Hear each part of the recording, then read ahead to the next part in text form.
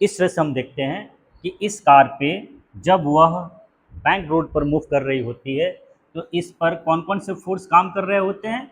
एक force N cos theta vertically upward, एक force M G vertically downward, एक force F sine theta vertically downward, और इस horizontal direction के along दो फोर्सेस काम करते हैं, N sine theta and F cos theta.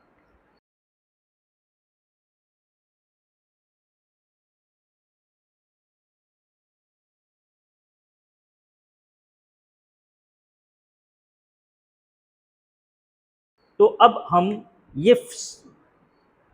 ये देखेंगे कि इस सेंट्रीपिटल फोर्स को कौन सा फोर्स प्रोवाइड करेगा, और इसकी अगर इस वक्त स्पीड v के बराबर है, देखेंगे इन सारे फोर्सेस के बीच में जो कंपोनेंट्स हमने तोड़ रखा है इनके बीच का क्या रिलेशन है। अब हम यहाँ देख सकते हैं n cos थीटा का वैल्यू आपको mg plus F sine theta के बराबर होना चाहिए। अगर ऐसा, क्योंकि अगर ऐसा नहीं होता है, एन कॉस थीटा का value M G plus F sine theta के बड़ा होता है, उस वक्त इस पर एक अपवर्ड डायरेक्शन में एक्सेलरेशन प्रोड्यूस होगा और कार रोड छोड़कर ऊपर उठ सकती है, जंप कर सकती है, जो हम नहीं चाहते हैं।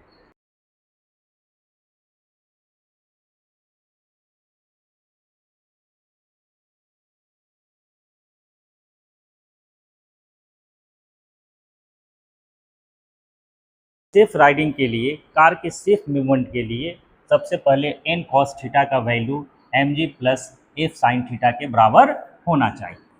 चलिए, ये पहला कंडीशन है। अब हम देखते हैं, now N cos theta must be equal to M G, और फ्रिक्शनल फोर्स कितने के बराबर होता है, ये होता है म्यू एस एन के बराबर, और यहाँ पर साइन थीटा आ जाएगा। अब हम लोग देखते हैं, अब ये म्यू यहाँ पर नॉर्मल रिएक्शन दो फैक्टर हैं, इन दोनों को एक साइड करते हैं, तो इसको हम लोग लिख सकते हैं n इंटू कॉस थीटा, और इस पूरे को अगर हम इधर लाते हैं तो ये हो जाता है म्यू एस साइन थीटा, और अब ये वैल्यू बनेगा mg के बराबर।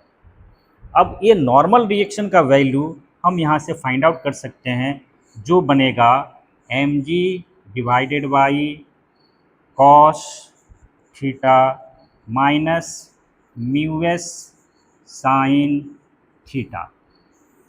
This is the value of normal reaction, जो यहाँ पर कार के केस में काम कर रहा है।